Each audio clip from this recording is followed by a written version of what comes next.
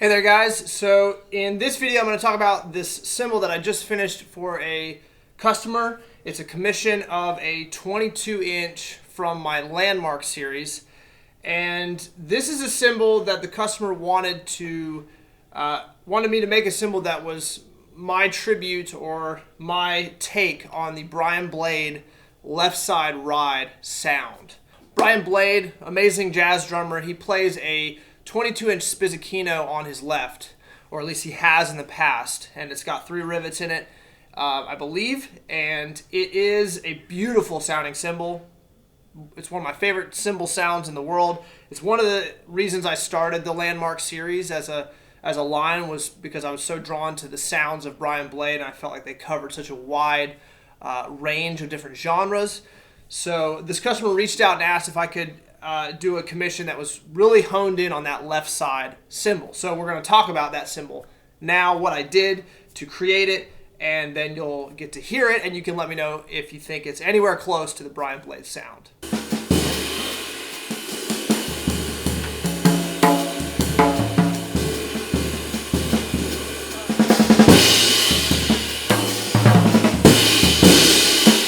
So let's start off with the playing style of Brian Blade, the sticks that Brian uses, and how that dictates the kind of sound that he's going to be looking for with his cymbals. So Brian is, to me, one of the most dynamic drummers I think I've ever heard. He can play whisper quiet, and he can build up to a huge roar. He has such a dynamic range that, I mean, the energy at the top is explosive, and he can be like barely tapping on the instrument at this, moments before he just erupts into this big explosion of sound. And so he's one of the most dynamic players I've ever heard.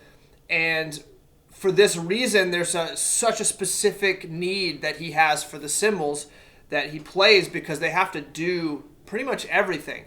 They've got to have enough nuance to them that they can be activated super easily, but they also have to have enough beef that when he digs in, it's not going to just totally wash out and become completely muddy. So another thing that makes this task difficult is the sticks that he uses. He uses these SD2 Bolero sticks, which are, I believe they have like a 5B shaft on them, so a bit of a bigger shaft to them, and they have a very short taper just at the very end, and they have these large round tips to them. These tips make just about any cymbal sound warm and mellow, and they just take whatever the cymbal's standard is, and they drop it into this very low and mellow thing. So with that, if you're dealing with thin cymbals and you play these sticks, it's super easy for these sticks to make the cymbal sound muddy and just super mid-rangey and ill-defined if they're too thin. You could take this stick and play it on a heavy cymbal, and it makes the heavier cymbals sound so much more pleasant to listen to. But these cymbals are very tricky on thin cymbals. It's very tricky to get the clarity and the cut that you need. They sound wonderful behind the kit, but I'm talking mainly about the translation of the sound, how it carries in front of the kit.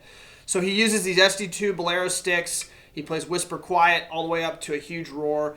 And so what does that mean for his cymbals, the kind of cymbals that he needs to play or use? Basically, they need to be, in my opinion, I've seen his cymbals up close, and in my opinion, what it is they need to ride a line. It's a super fine balance between being super thin but still having enough body and clarity. So his cymbals really ride a fine line between the thin, nuanced, gushy, mushy sounds, and these sounds that can be very clear and cutting when necessary. And, we can't go further without just saying that Brian Blade's touch is really what brings the sound out of him and out of his cymbals. I saw him play late last year with Joshua Redman, and his cymbals were way different than the ones that he's typically known for. He was playing a really heavy old K in his main position, and it was all different kinds of cymbals. He's playing 16-inch hats, different than I'd ever heard, but it still sounded like him. And it's so number one in all of this is that it's his touch. He's the one drawing the sound out. But with his Spiz 22 that he's played for many years, you've heard it on tons of recordings. If you follow Brian, his Spiz is a medium thin to thin cymbal. It's got, I would imagine, a medium profile, and it's got a good amount of surface topography and pin lathing, which kind of creates this depth and this fidelity to the sound. So what I did was I created this cymbal, with his left side in mind. It's a 22-inch from my Landmark series, like I said. It weighs 2,330 grams. So I would find, to me, this is riding the line between medium thin and thin. It's right there at the border, and it gives me enough clarity and enough nuance. I also tapered the edge fairly thin so that you could just barely play it, and you could get the cymbal to open up. I wanted it to be able to do that at the edge, and also the thin taper allows it to activate quicker and kind of explode fast and die quicker. So a lot of times if a cymbal is heavier and it doesn't have quite the taper, then it'll just, you'll crash it and it'll just ring forever, but it'll also take more force, more energy to actually get it to open up. So these thinner tapers at the edge can help the cymbal open up quicker, but also die quicker, which is important for jazz drummers because we want to hit the cymbal. We want it to give out the accent or the energy that we're wanting it to give, but then we want it to get out of the way because we're going right back to playing patterns on the ride cymbal. So it's got a fairly significant taper. It's got a medium, I'd say probably just straight up medium profile, not medium tall, but maybe bordering on it. And then it's got a lower and wider bell to it. So I also at the very end added 3 brass rivets, a la the rivets that he uses in his cymbals. And I'm very happy with how the cymbals turned out, and I'm really interested to know what you guys think. So I'm going to play it behind, the mic is in front on the camera, so you'll hear it out in front, and then I'll turn the camera around, you'll hear it from behind. I'm going to be using the SD2 sticks. I'm going to do my poor man's imitation of some of the dynamics that Brian uses, and please let me know what you guys think of this sound.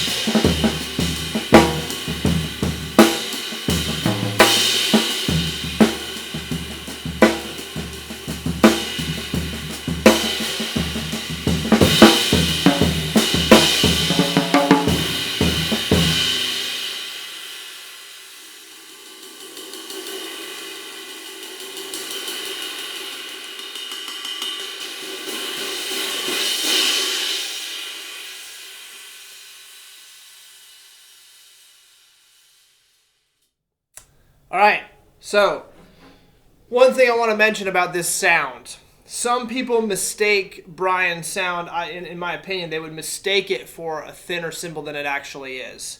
And that, to me, comes down to that stick that he uses. Like I said before, this tip, this shaft, everything about this stick really does draw out a warmer, more mellow, more pleasing sound to a cymbal. So it takes heavier cymbals and kind of brings them into a range that's much more pleasant than they would normally be if you're playing like a 5A acorn tip.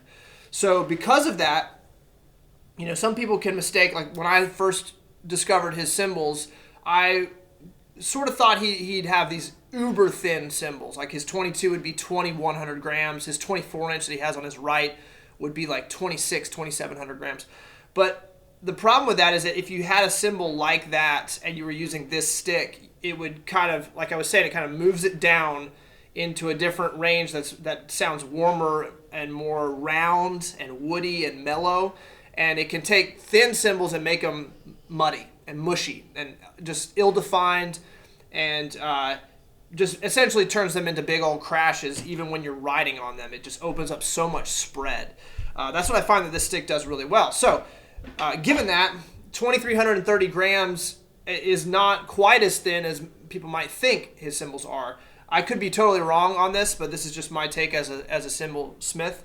And just knowing how much sound and the quality of the sound I'm pulling out with this stick, I know that it kind of needs to be in a higher tier, a higher class of weight, in order that when it's translating out in front or through mics, it doesn't come across too muddy and mid-rangey. So now let's flip the camera around. You'll hear it from kind of the player's perspective, and then we'll wrap this video up.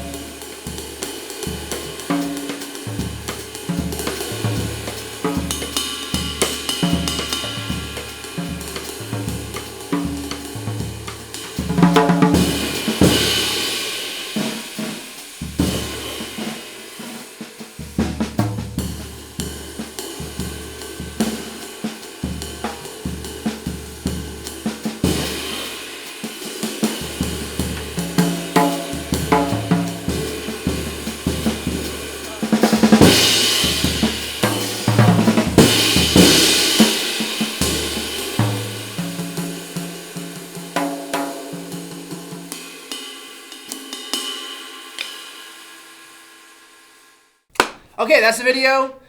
Please comment below and let me know what you think about this sound. Do you think I got close to the Brian Blade sound? Is this a sound that you would use? If so, I offer cymbals like this very, very often. It's just, one of my favorite cymbal sounds that exists. To me, it's one of my favorites. So I make a lot of Landmark series cymbals, and I make a lot of cymbals in this weight range for 22s especially.